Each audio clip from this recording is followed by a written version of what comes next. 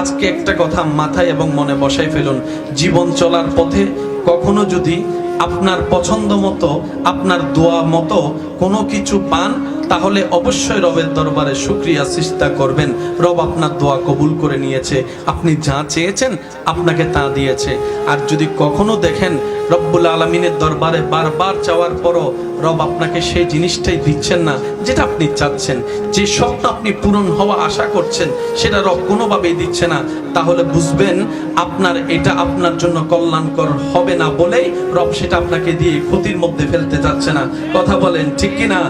আর একটু জোরে বলেন ঠিক কিনা? যদি রবের দরবারে দোয়া কবুল হয়ে যায়, শুকরিয়া হাজার বার।